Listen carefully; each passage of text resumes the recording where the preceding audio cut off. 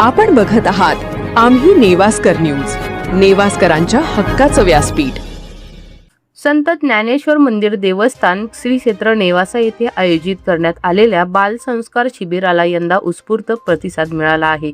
पावनभूमी नेवासा येथे संत ज्ञानेश्वरांनी जगाच्या उद्धारासाठी ज्ञानेश्वरी सांगितली तर सच्चिदानंद बाबा यांनी ती लिहिली। या ऐतिहासिक आणि आध्यात्मिक स्थळी यावर्षी दुसऱ्यांदा बालसंस्कार शिबिराचे आयोजन करण्यात आले। मठाधिपती श्री देवीदास मस्के महाराज यांच्या संकल्पनेतून सुरू झालेल्या या शिबिरात यंदा 150हून अधिक विद्यार्थ्यांनी सहभाग नोंदवला। विद्यार्थ्यांच्या सर्वांगीण विकासासाठी आणि संस्कार मूल्यांची जपणूक करण्यासाठी हे शिबिर महत्त्वपूर्ण ठरत आहे।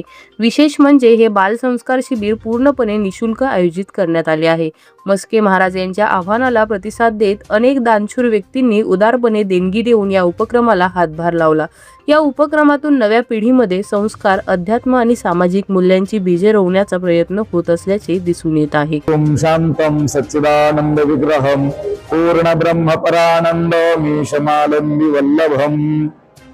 श्री संत ज्ञानेश्वर महाराज संस्थान नेवासा या ठिकाणी गेल्या वर्षीप्रमाणे देखील या उन्हाळ्याच्या सुट्टीमध्ये बाल संस्कार शिबिराची योजना केलेली आहे। आज या बाल संस्कार शिबिराचा 5वा दिवस आहे। 7 मे पासून 21 मे पर्यंत हे शिबिर या ठिकाणी चालणार आहे। गेल्या वर्षी 80 ते 85 अशी विद्यार्थी संख्या होती, परंतु या वर्षी त्याच्या दुप्पट म्हणजे जवळजवळ 160 विद्यार्थी नवीन केवळ शिबिरासाठी आलेले आहेत आणि आमचे जुनेही काही विद्यार्थी आहेत। असंच मोठं शिबिर दरवर्षी व्हायला पाहिजे अशी सगळ्या नागरिकातून प्रतिक्रिया आलेली आम्हाला दिसून आली। प्रसिद्धी माध्यमांनी, पत्रकार बांधवांनी देखील याला प्रतिसाद दिला।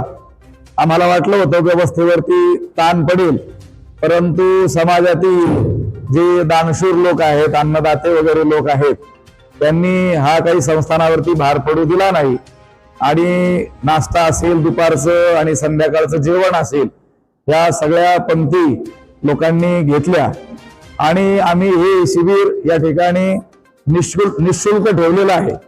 या शिबिरासाठी विद्यार्थ्यांकडून कोणत्याही प्रकारची 1 रुपया ही फी आम्ही स्वीकारलेली नाही। अगदी वर्षभर राहणाऱ्या विद्यार्थ्यांकडून सुद्धा संस्थान कोणत्याही प्रकारची फी घेत नाही। मात्र ही गोष्ट जाणून समाजातील लोकांनी पुढे येऊन याला सहकार्य केलं तरच ही मंदिराची जी निस्वार्थीपणाची परंपरा आहे, अगदी सद्गुरू वैकुंठवासी बन्सीबाबांपासूनची, ती अक्षुण्ण चालू राहायला मदत होईल।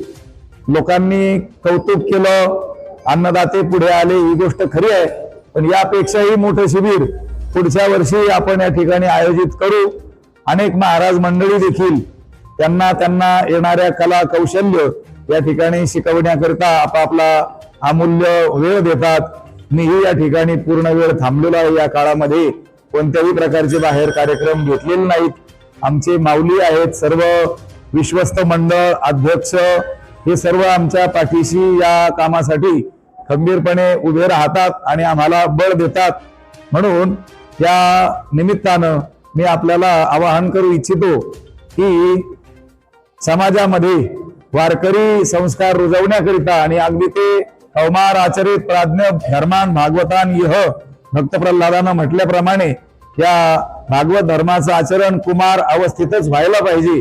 अगदी या वयात जर संस्कार झाले तर हे जे बालक आहेत पुढे भविष्यात जे सुजान नागरिक होतील, निर्व्यसनी राहतील, माळकरी राहतील आणि आपल्या कुटुंबामध्ये हे वारकरी संस्कार घेऊन जातील। म्हणून आपल्या सर्व नागरिकांवरती हे अवलंबून असल्यामुळे आम्ही आपल्याला आवाहन करतो, आपापली जी मुलं आहेत ती निदान पुढच्या वर्षीपासून तरी शिबिराला आपण आणून घालावीत आणि या धर्म कार्यामध्ये आपापल्या कुवतीप्रमाणे सहभागी व्हावं ही विनंती आहे। रामकृष्ण। आणि अशाच महत्त्वाच्या बातम्या आणि अपडेटसाठी आम्ही नेवास्कर न्यूज पाहत रहा।